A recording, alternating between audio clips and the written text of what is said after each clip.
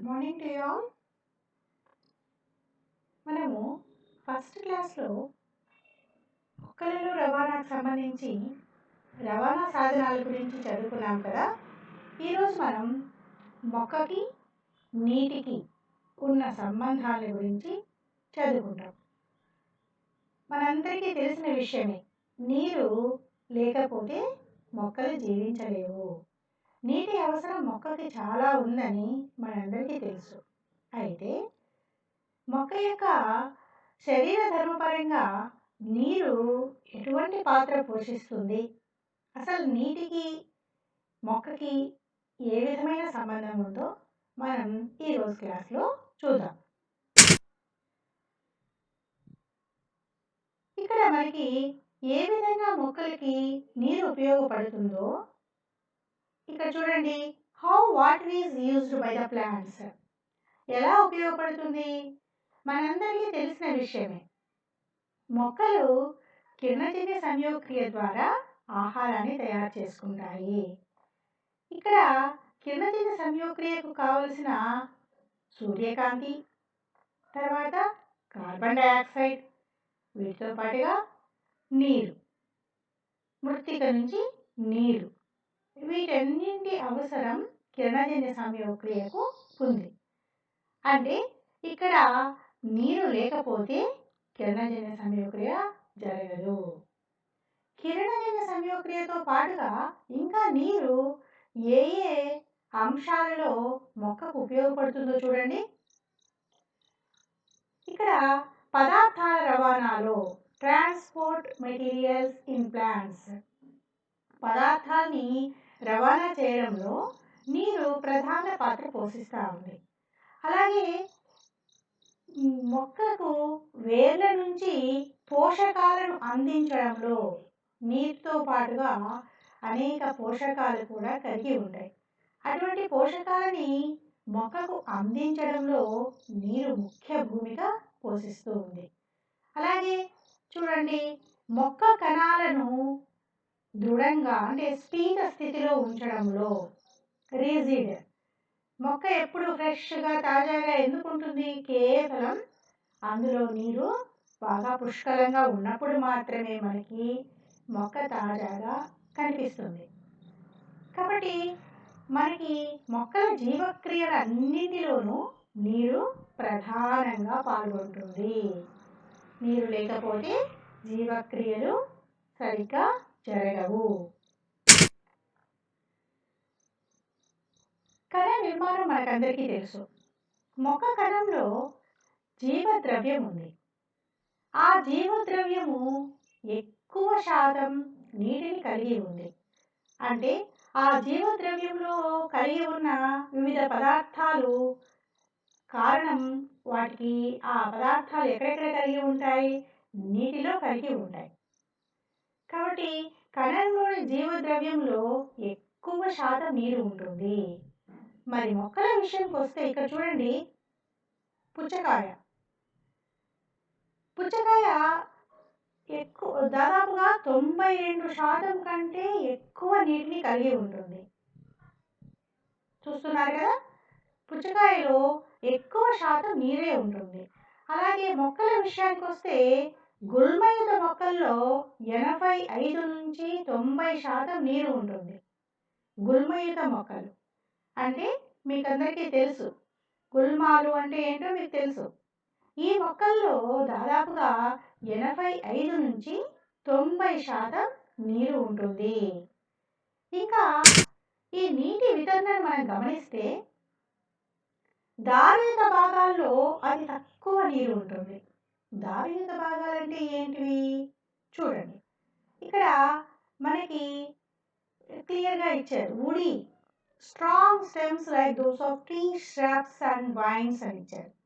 అంటే దారుయుత భాగాలు దృఢమైన కాండాలు కలిగిన వృక్షాలు, పొదలు, అలాగే పాకే తీగలు.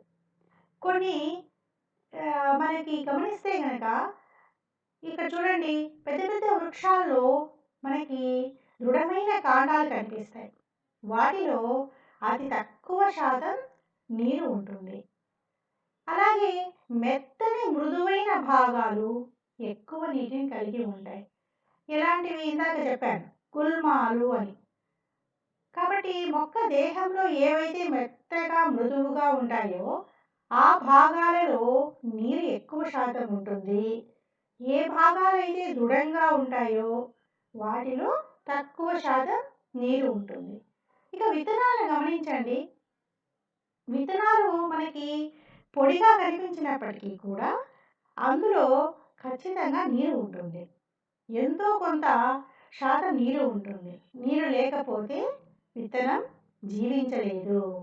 కాబట్టి చూసేందుకు మనకి విత్తనాలు పొడిగా కనిపించినప్పటికీ కూడా ఖచ్చితంగా నీరు అందులో ఉంటుందన్నమాట. ఇక్కడ మనకి భూమి మీద పెరిగే ప్రతి మొక్క కూడా నీటిని గ్రహిస్తుంది. అయితే ఎంత ఎక్కువ నీటిని గ్రహించినప్పటికీ దానిలోని చాలా భాగాన్ని బాష్పోత్సేకం అనే ప్రక్రియ ద్వారా వాతావరణంలోనికి కోల్పోతుంది. ఇక్కడ చూడండి మొక్కజొన్న బాగా పెరిగిన మొక్కజొన్న ఒక రోజులో ఎంత నీటిని పీల్చుకుంటుంది? దాదాపుగా 3 లీటర్ల నీటిని పీల్చుకుంటుంది. అలాగే ఆవాలు ఆవాలు ఈ ఆవ మొక్క 5 గంటల్లో తన బరువుకు సమానమైన నీటిని గ్రహిస్తుంది.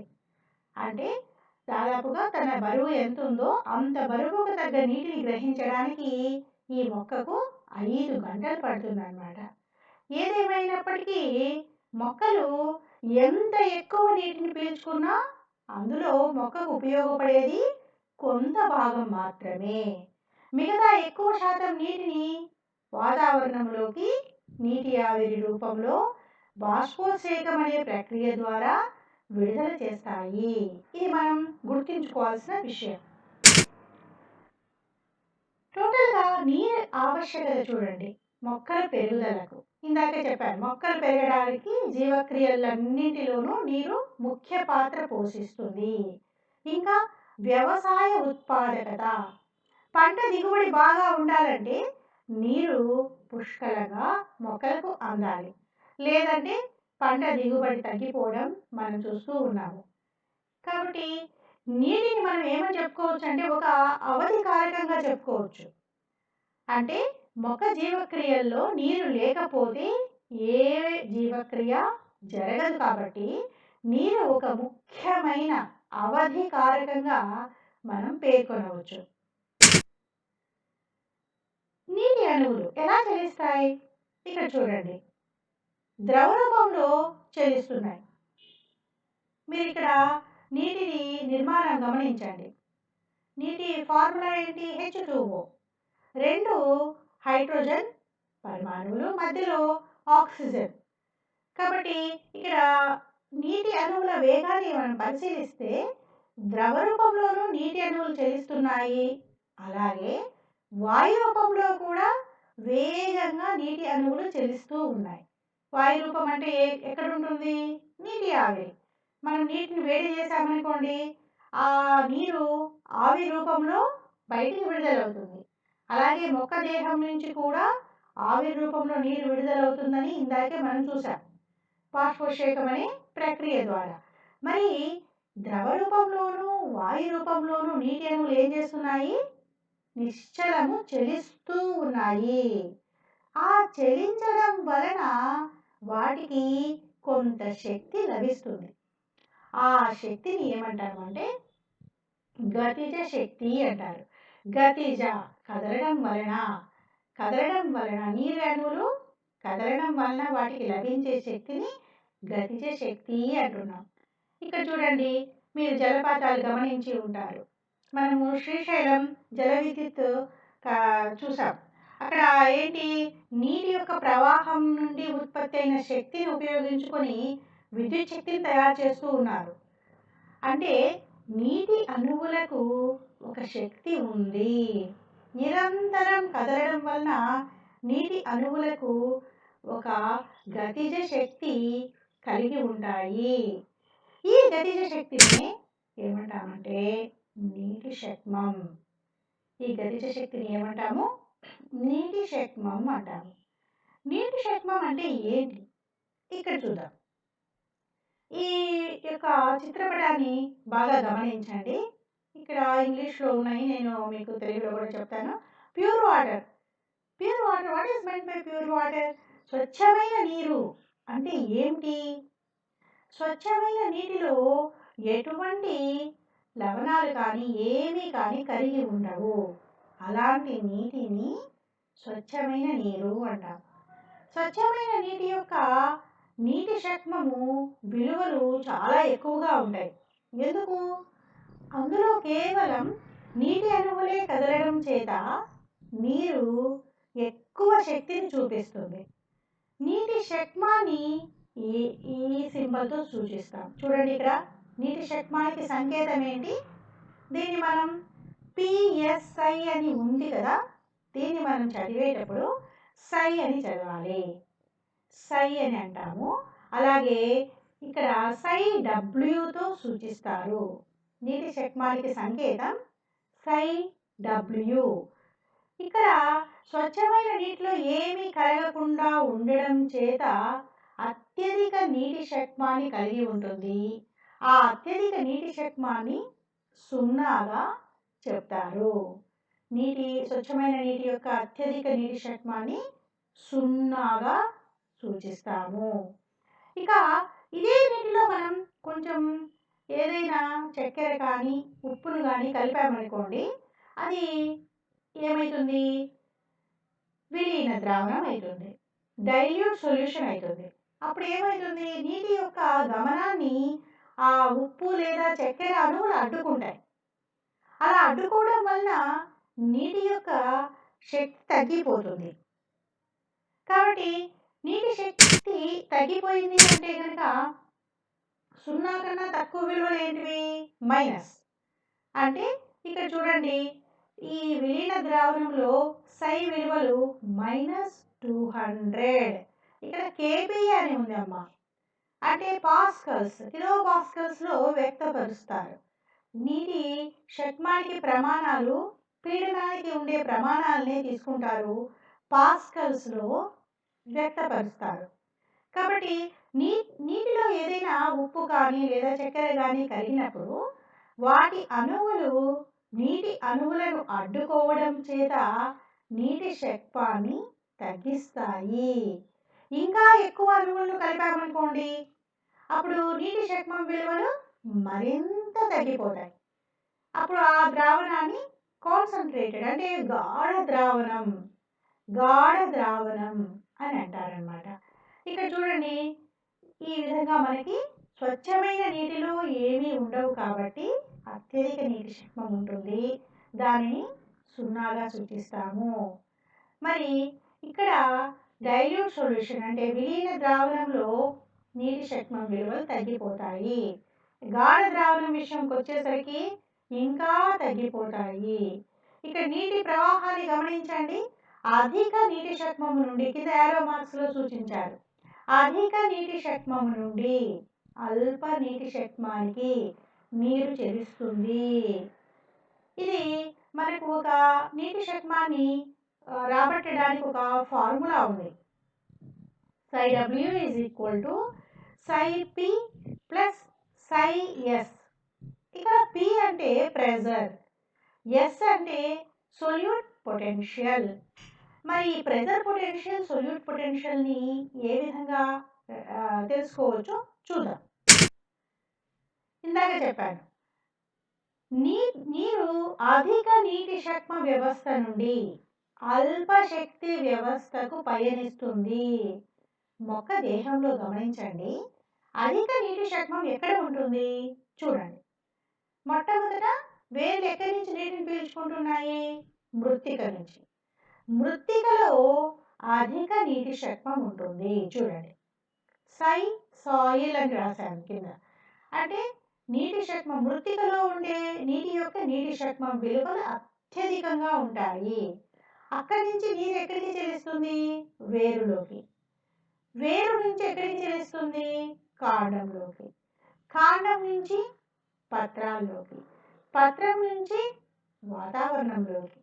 అంటే ఈ విధంగా నీటి ప్రవాహం అనేది అధిక నీటి శక్మము నుండి అల్ప నీటి శక్మానికి పయనిస్తూ ఉంది. దీన్ని మనం ఇక్కడ చూడండి, అన్నిటికన్నా ఎక్కువ నీటి శక్మం విలువలు మృత్తికా జలం, వేరు, కాండం, పత్రం, వాతావరణం. కాబట్టి ఈ విధంగా నీరు అధిక శక్మ వ్యవస్థ నుండి అల్ప శక్మ వ్యవస్థకు పయనిస్తుంది.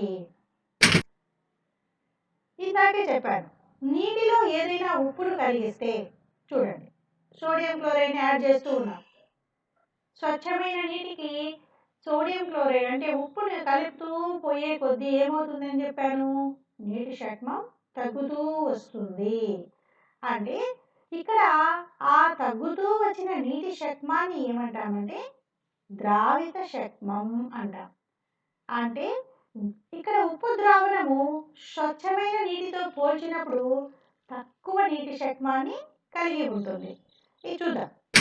ద్రావిత శక్మం, ద్రావితాన్ని కలుపుతున్న కొద్దీ ప్యూర్ వాటర్ ఉంది, స్వచ్ఛమైన నీరు ఉంది. ఇందులోకి ఏం కలుపుతున్నాము, సొల్యూట్, ద్రావితం. ద్రావితం అంటే ఉప్పు కావచ్చు, చక్కెర కావచ్చు, మరి ఏ ఇతర పదార్థాన్ని అయితే మనం కలుపుతున్నామో దాన్ని ద్రావితం అని పిలుస్తారు. ద్రావితాన్ని స్వచ్ఛమైన నీటికి కలుపుతూ ఉండే కొద్దీ నీటి శక్మం విలువలు తగ్గుతూ వస్తాయి. తగ్గడం అంటే నెగిటివ్, మైనస్లోకి వస్తాయి. ఆ తగ్గిన విలువల్ని దాన్ని ఏమంటున్నాం, ద్రావిత శక్మం. వాతావరణ పీడనం వద్ద నీటి శక్మం ద్రావిత శక్మానికి సమానంగా ఉంటుంది.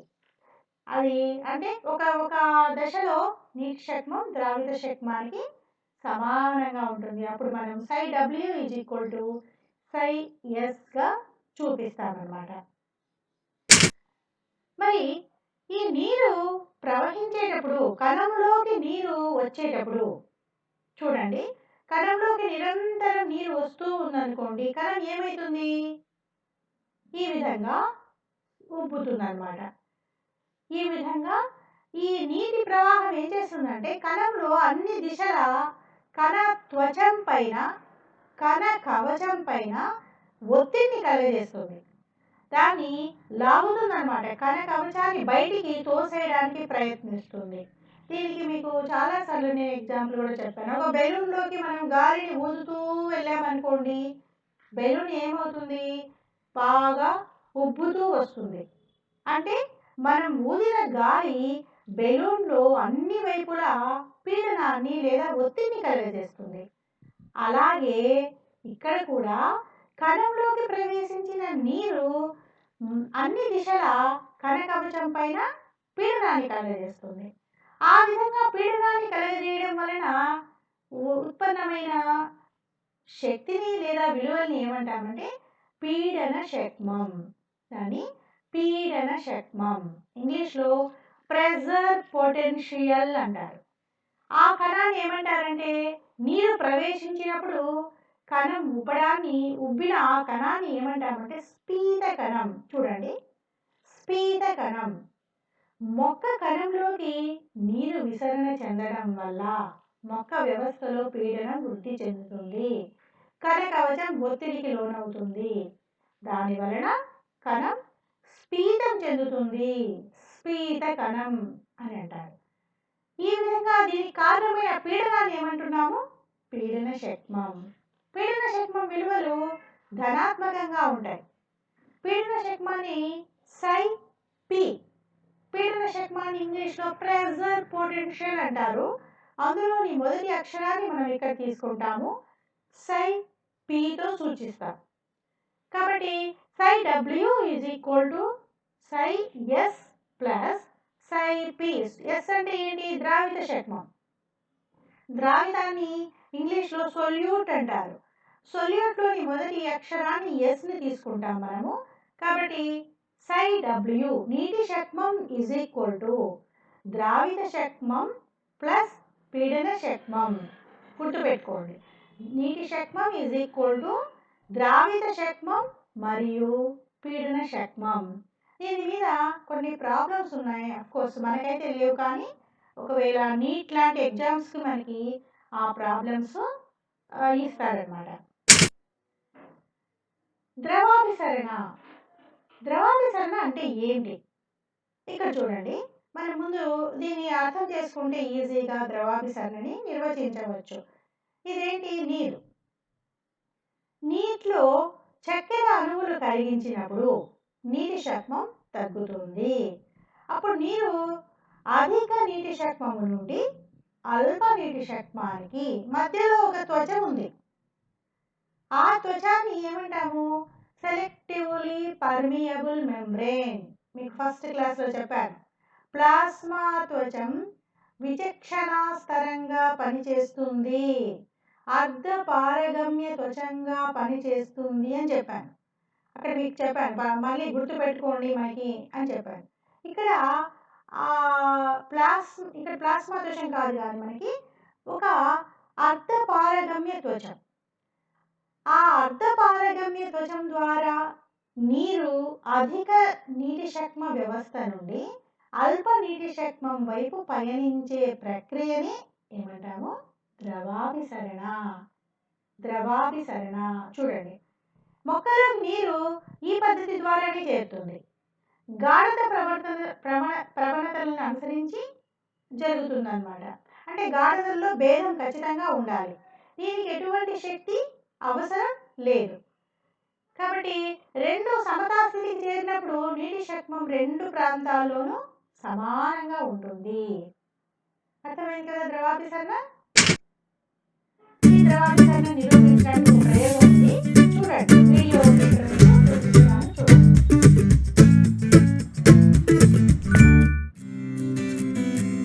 Study of osmosis. Osmosis is the process by which fluids move from a region of higher concentration to a region of lower concentration through a semi-permeable membrane. Osmosis occurs due to the free energy of the solvent molecule in two regions. The free energy of the solvent or pure water is greater as compared to that present in the solution. So when osmosis occurs, the solvent moves from a region of its high free energy to a region of its low free energy through a semi-permeable membrane. To do the experiment we require a large potato without peel, knife, 20% sugar solution, Petri dish, distilled water, pins, and a tile. Procedure: take a potato from the watch glass and place it on the tile. Take a knife and cut both ends of the potato to make it flat. Using the knife, make a cavity in the center of the potato from the flat side almost up to the bottom.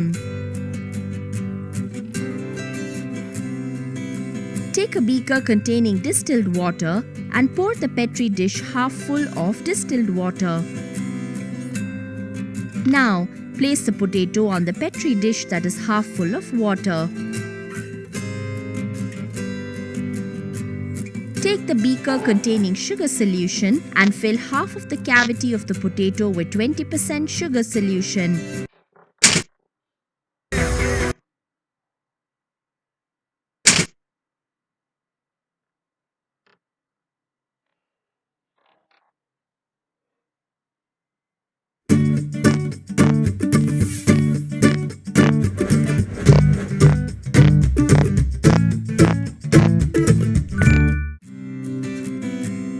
Study of osmosis. Osmosis is the process by which fluids move from a region of higher concentration to a region of lower concentration through a semi-permeable membrane. Osmosis occurs due to the free energy of the solvent molecule in two regions. The free energy of the solvent or pure water is greater as compared to that present in the solution. So when osmosis occurs, the solvent moves from a region of its high free energy to a region of its low free energy through a semi-permeable membrane. To do the experiment, we require a large potato without peel, knife, 20% sugar solution, Petri dish, distilled water, pins, and a tile. Procedure: take a potato from the watch glass and place it on the tile. Take a knife and cut both ends of the potato to make it flat. Using the knife, make a cavity in the center of the potato from the flat side almost up to the bottom. Take a beaker containing distilled water and pour the Petri dish half full of distilled water. Now, place the potato on the Petri dish that is half full of water. Take the beaker containing sugar solution and fill half of the cavity of the potato with 20% sugar solution. Mark the level of sugar solution in the cavity with the help of a pin. The potato now functions as an osmometer. Leave the osmometer undisturbed for about 2 hours. Mark the rise in the level of sugar solution in the cavity with another pin.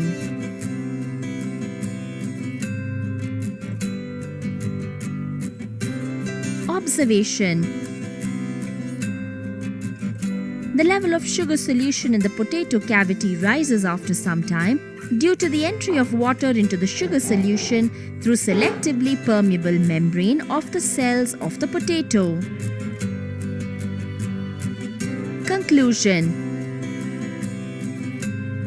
the movement of water from the Petri dish to the potato cavity occurs because of the difference in the concentration of solvent molecules in the two regions, sugar solution in the potato cavity and pure water in the Petri dish. Precautions: the cavity should be deep enough to keep only a thin layer of tissues at the base of the potato. The sugar solution should be sufficiently high osmotic concentration as compared to the cell sap of potato cells.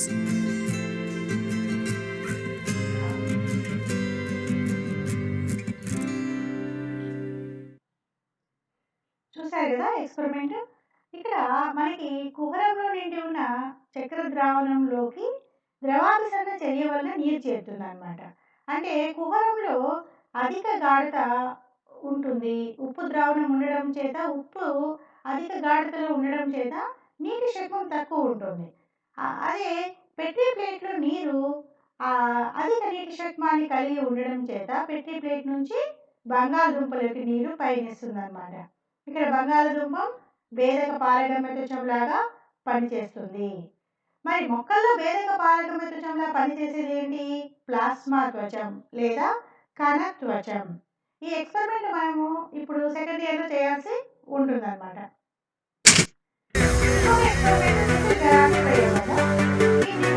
ప్రయోగంలో మనం కోడిగుడ్డు త్వచాన్ని అర్ధపారగమ్య త్వచంగా ఉపయోగిస్తాం. కోడిగుడ్డు నుంచి అర్ధపారగమ్య త్వచాన్ని ఏ విధంగా తీస్తామో చూడండి.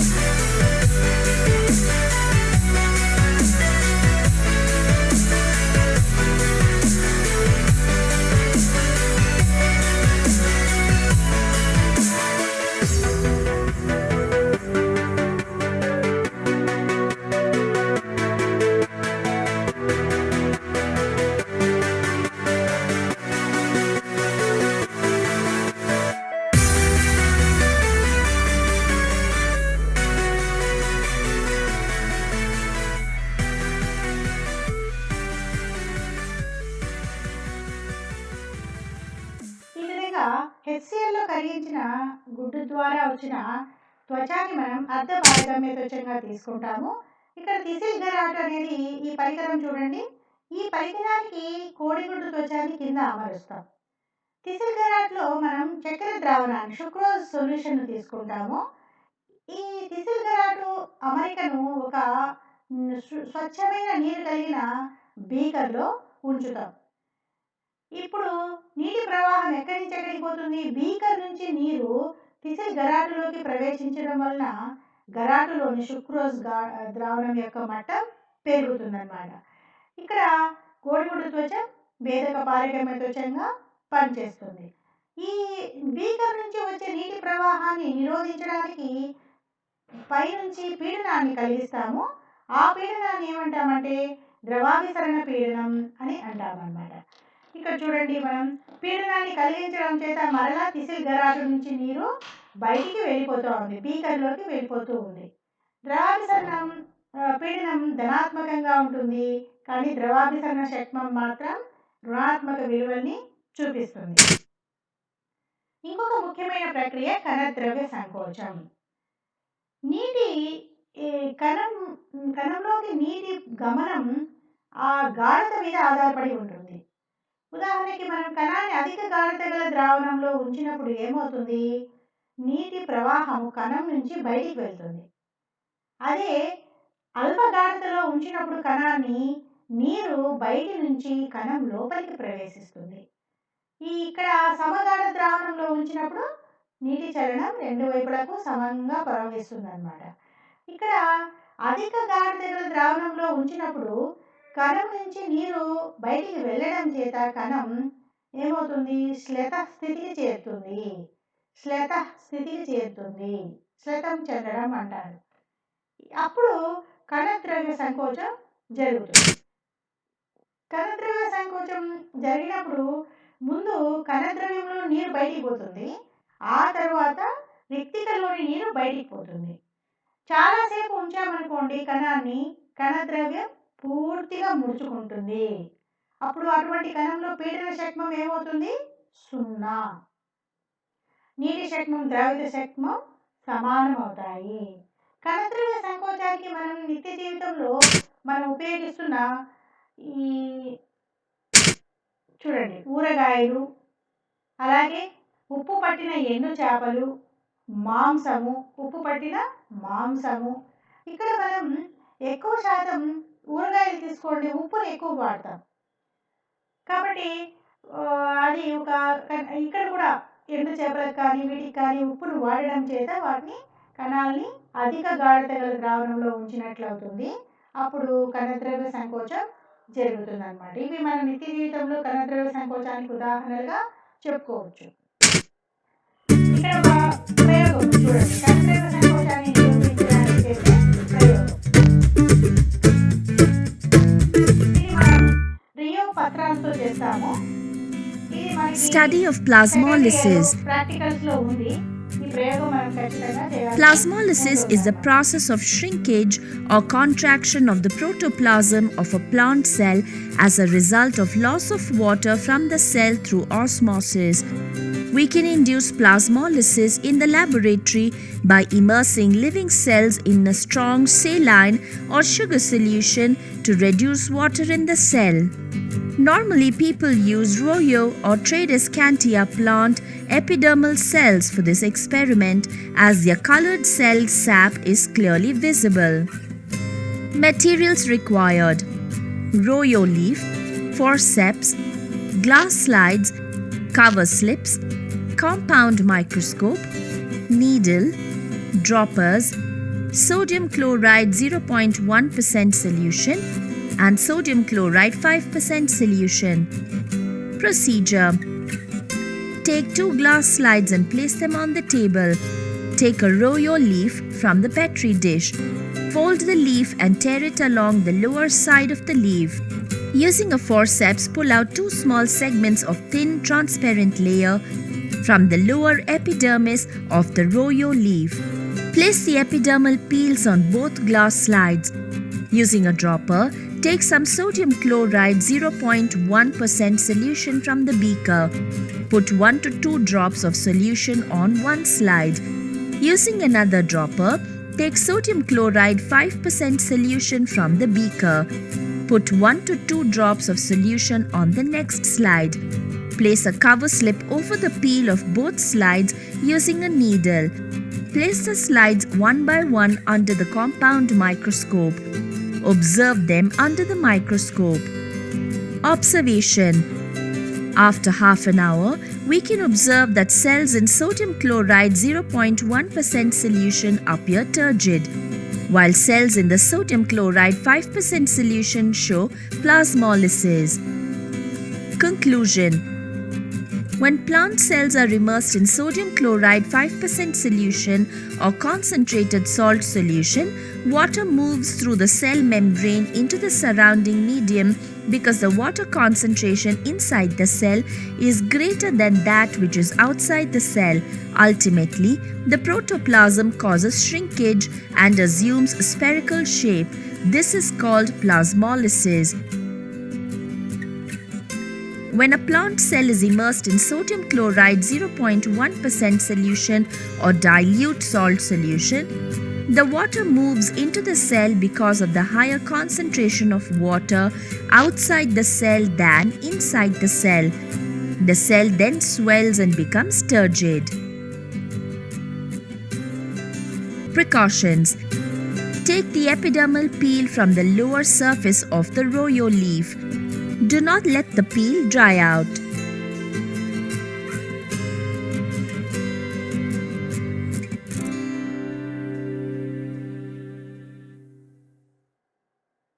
చూశారు కదా, ఇక్కడ రియో పత్రాలు మనము ఎక్స్పెరిమెంట్కి ఉపయోగిస్తాము. ఈ కణద్రవ్య సంకోచం చెందిన తర్వాత ఆ పత్ర పీలికల్లోని కణాలు ఏ విధంగా కనిపిస్తున్నాయో ఇక్కడ చూస్తున్నారు కదా. ఇది మనము అంటే కణద్రవ్య సంకోచం చెందినప్పుడు నీరు క్రమేణా కణం నుంచి బయటికి పోవడంతో ముందు రిక్తికలో నీరు బయటికి పోతుంది. ఆ తర్వాత చుట్టూ ఉన్న కణద్రవ్యంలోని నీరు బయటికి పోవడం చేత కణద్రవ్యము సంకోచం చెందుతుంది. ఇందాక చెప్పినట్లుగా అధిక గాఢత గల ద్రావణము, సమగాఢ ద్రావణము, అల్ప గాఢత గల ద్రావణము. ఇక్కడ ఈ పీడనం నీరు ప్రవేశించినప్పుడు ఉత్పన్నమయ్యే పీడనం కవచాలపైన ఒత్తిడి కలగజేస్తుంది. దాన్ని పీడన శక్మం అంటారని చెప్పాను నేను ఇందాక. కణకవచము దృఢంగా ఉంటుంది కాబట్టి కణం పగలదు. మరి జంతు కణాల విషయంలోకి వస్తే అల్పగాఢ ద్రావణంలో ఉంచినప్పుడు ఏం జరుగుతుంది? అవి పగులుతాయా? ఎందుకు? మనకి టెక్స్ట్ బుక్లో ఈ క్వశ్చన్స్ అడిగారు. జంతు కణాన్ని అల్పగాఢ ద్రావణంలో ఉంచినప్పుడు ఏం జరుగుతుంది? అవి పగులుతాయా? ఎందుకు? ఇక్కడ మనకి వీడియోని చూస్తున్నాము. ఇవి ఎర్ర రక్త కణాలు. ఎర్ర రక్త కణాలని అధిక గాఢ ద్రావణంలో ఉంచినప్పుడు చూడండి, అధిక గాఢ ద్రావణంలో ఉంచినప్పుడు అవి ఏమవుతున్నాయి చూడండి.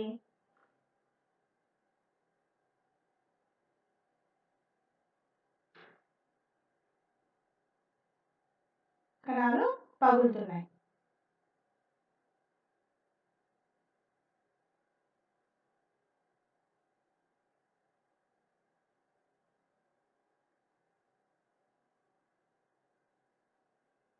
చూడండి, కణాలు బలిష్ట అయిపోతున్నాయి. మరి ఒక శ్లేతర కణం యొక్క సైపీ ఎంత ఉంటుంది అని కూడా అడిగారు. శ్లేతర కణంలో నీరంతా బయటికి పోవడంతో ఎటువంటి పీడనం ఉండదు కాబట్టి అక్కడ సైపీ విలువలు 0 ఉంటుంది. ఇంకొకటి, వృక్ష కణాలు కాకుండా ఏ ఇతర జీవులు కణకవచాన్ని కలిగి ఉంటాయి అని అడిగారు.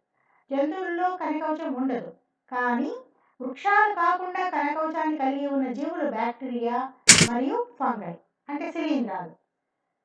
ఇక్కడ ఈ స్పీత పీడనం వలన ఉపయోగం ఏంటి? కణం వ్యాకోచం చెందుతుంది, కణం పరిమాణం పెరుగుతుంది, కణం వృద్ధి జరుగుతుంది.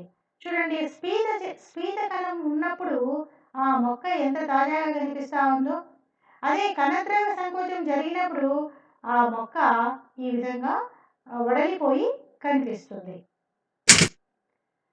ఇంకొక ప్రక్రియ నిపానం. నిపానం అంటే ఏంటి? కొన్ని ఘన పదార్థాలు నీటిని అధిశోషించుకుంటాయి. వాటి యొక్క ఘన పరిమాణంలో వృద్ధి చెందే ప్రక్రియనే నిపానం. వర్షాకాలంలో మన డోర్లు, కిటికీలు కొంచెము బిగుతుగా ఉండడాన్ని మనం వేసినప్పుడు సరిగ్గా పడకపోవడాన్ని మనం గమనించి ఉంటాం. కారణం ఏంటి? ఆ తేమ చెక్క ఉపరితలం పైన చేరడం వలన ఆ విధంగా వాటి పరిమాణం పెరగడం చేత అక్కడ సరిగ్గా పడకపోవడాన్ని మనం చూస్తూ ఉంటాం. అక్కడ జరిగే ప్రక్రియ నిపానం. విత్తనాలు, పొడిగా ఉండే కొయ్యలు, నీటిని పీల్చుకునే విధానం.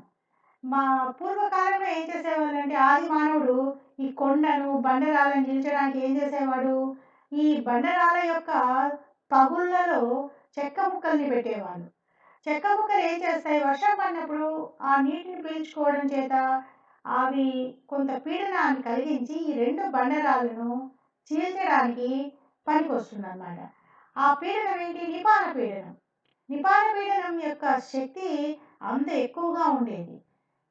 అలాగే విత్తనం భూమి నుంచి బయటికి రావడానికి, మృత్తిక పొరలను చీల్చుకొని బయటికి రావడానికి, స్థిరపడడానికి కూడా నిపాన పీడనం పనిచేస్తుంది. ఇక విత్తనాలు నిపానాన్ని చూపించేటప్పుడు వివిధ సామర్థ్యాల్ని కలిగి ఉంటాయి. ఉదాహరణకు చూడండి, ఇవి బఠానీలు, ఇవి గోధుమలు. వీటిని ఒకేసారి రెండింటిని నానబెట్టినప్పుడు బఠానీ గింజలు ఎక్కువ ఉబ్బడాన్ని మనం చూస్తూ ఉన్నాము. గోధుమలు అలాగే కొంచెం ఉబ్బడాన్ని చూస్తూ ఉన్నాం. కారణం ఏంటంటే ఇక్కడ బఠానీ గింజలు ప్రోటీన్లతో ఏర్పడి ఉంటాయి కాబట్టి ప్రోటీన్లకు ఎక్కువ నిపాన సామర్థ్యం ఉంటుంది కాబట్టి అవి ఎక్కువ ఘనపరిమాణంలో వృద్ధి చెందుతాయి. కానీ గోధుమలు కార్బోహైడ్రేట్లు లేదా పిండి పదార్థంతో ఏర్పడి ఉంటాయి కాబట్టి తక్కువ నిపాన సామర్థ్యాన్ని చూపిస్తాయి. ఇది కూడా నిపానం జరగాలంటే ఏముండాలి? పీల్చే పదార్థానికి, ద్రవానికి మధ్య బంధుత ఉండడం అవసరం. ఇక్కడ చూడండి, ఎండిన విత్తనాలను నానబెట్టినప్పుడు ఈ విత్తనాలు ఏ విధంగా ఉబ్బుతున్నాయో చూస్తున్నాం. అలాగే విత్తనం నీటిని పీల్చుకొని మృత్తిక నుంచి ఏ విధంగా బయటికి వస్తుందో చూస్తున్నాం. నీరు ఎప్పుడు కూడా గాఢత ప్రవణతకు అనుకూల దిశలో చలిస్తుంది. పీల్చే భాగానికి, ద్రవానికి మధ్య నీటి శక్మం యొక్క గాఢతలో తేడాలు అవసరం అన్నమాట. సో ఇప్పుడు దాకా మనం ఏమి చదువుకున్నాము? నీటి ఆవశ్యకత ఏంటి, నీటి శక్మము, ద్రావిత శక్మం, పీడన శక్మం, ద్రవాభిసరణ, కణద్రవ్య సంకోచం, నిపానం, ఈ ప్రక్రియని మనం ఇప్పటిదాకా చదువుకున్నాం. నెక్స్ట్ క్లాస్లో నీరు ఏ విధంగా దూర ప్రాంతాలకు రవాణా చెందుతుందో చూద్దాం. దీనికి సంబంధించిన టాపిక్, ఇప్పుడు మనం చదువుకున్న టాపిక్కి సంబంధించిన 2 మార్క్స్ క్వశ్చన్స్ ఇవి. నీటి శక్మాన్ని నిర్వచించండి. శుద్ధమైన నీటికి కల నీటి శక్మం విలువ ఎంత? విసరణ, ద్రవాభిసరణకు మధ్య భేదమేమి? బఠానీ గింజలకు, గోధుమ గింజలకు ఉన్న నిపాన సామర్థ్యాలను సరిపోల్చండి. 2 మార్క్స్ క్వశ్చన్స్. వీటిని మీరు బాగా ప్రాక్టీస్ చేయండి. అలాగే 4 మార్క్స్ క్వశ్చన్స్. నీటి శక్మాన్ని నిర్వచించి వివరించండి. కణద్రవ్య సంకోచం అంటే ఏమిటి? మన నిజ జీవితంలో దాని ఉపయోగం ఏమి? ఇవి 4 marks questions. Thank you for listening పేషెన్స్లీ.